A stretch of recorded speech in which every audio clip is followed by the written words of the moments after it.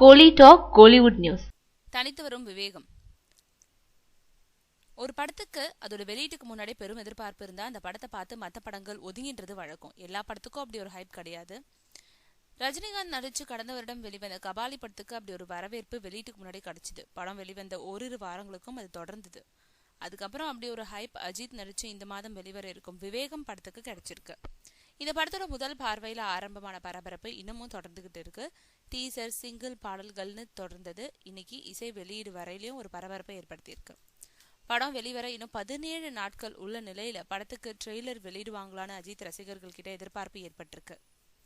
Trailer வந்தா விஜயோட தெரி, பைரவா ட்ரெய்லர்களோட சாதனைகளை முறியடிக்க காத்திருக்காங்க அஜித் ரசிகர்கள்.